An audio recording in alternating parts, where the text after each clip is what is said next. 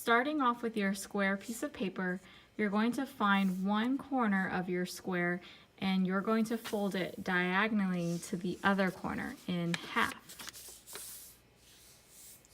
And when you fold it in half, you should get a triangle.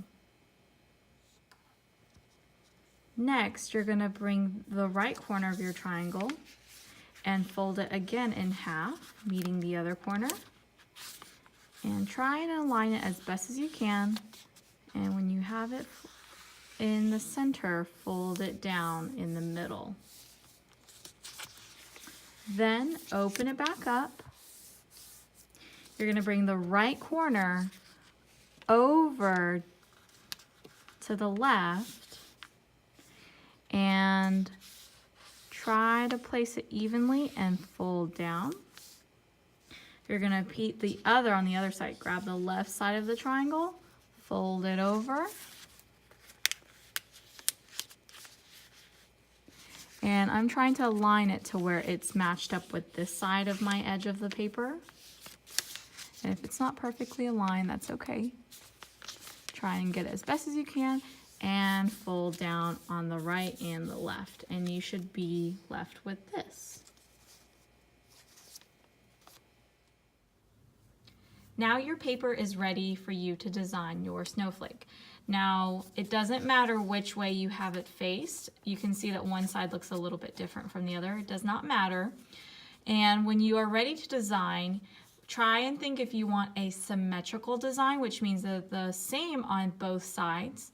If you want an asymmetrical design, that means they're different. One is different from the other side. Now, I'm going to be creating a symmetrical design, and when you're creating your design, you also want to make sure that your design stops at this first fold right here. You don't want to go past it because then it's not going to really show up or work. So if it helps you, you can draw a visual line to help you see, and this is where I'm going to stop my design, this curve right here on that first fold. You don't want to draw past it. So in my symmetrical design, when I draw a design on the right side, I repeat it on the left side. And remember, try to draw light till you get it right, because that way it's easier to erase. Once you are satisfied with your geometric design, go ahead and mark a little X for where you're going to cut out so that you don't get confused. And these are the spaces that I'm going to cut out in my snowflake. It's important that your design isn't too thin, because if it's too thin, your snowflake might be kind of weak and it won't have a very strong structure.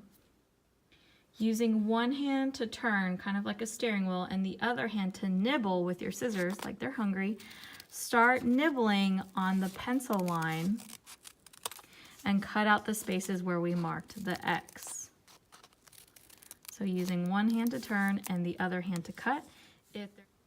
And as I'm cutting, I like to kind of snip away parts of the paper that I don't need so that it's not in the way when I'm cutting. And please be careful of your hands and your fingers while you're cutting your snowflake, because we have some detailed cuts that we have to make.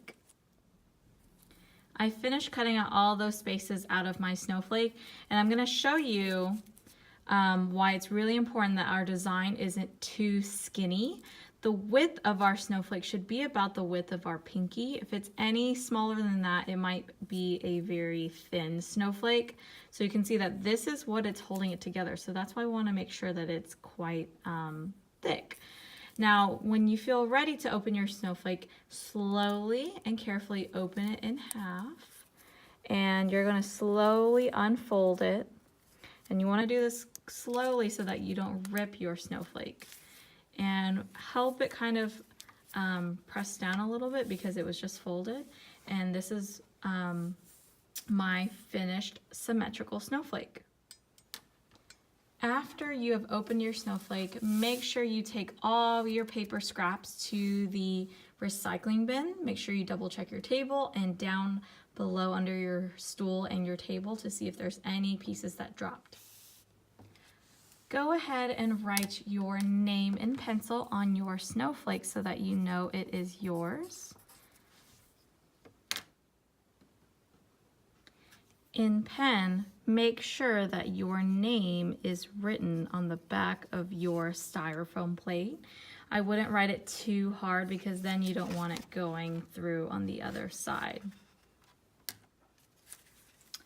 With your styrofoam plate, your snowflake, and a little piece of tape, find out the placement or the composition of your snowflake.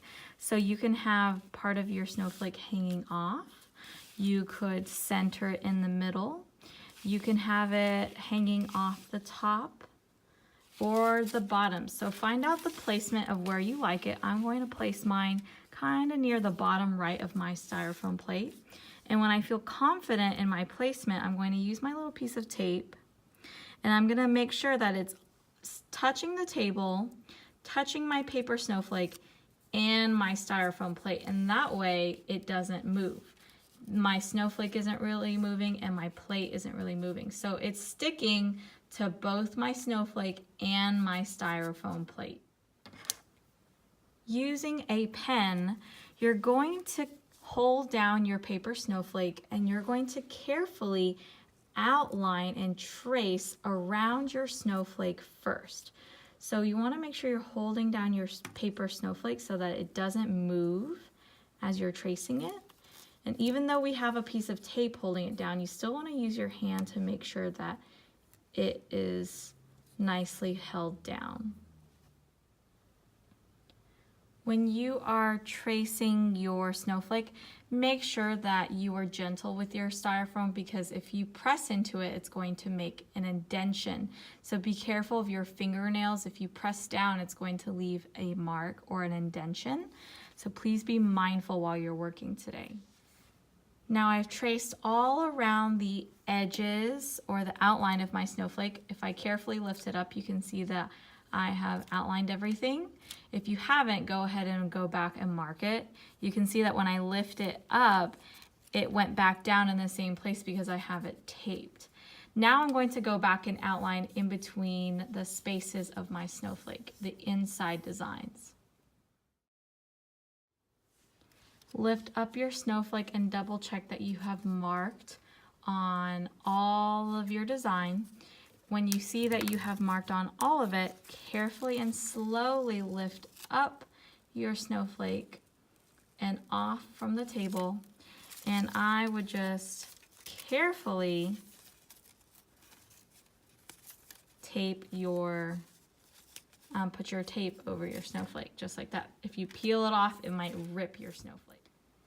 Now the next step is to go back all of your pen markings or your indentions and go over them for the second time. You really want to make sure you're using pressure and pressing down and really indenting them. Not so hard that you're poking a hole through your styrofoam plate, but you just really want to make sure and double check that you have pressed down really well.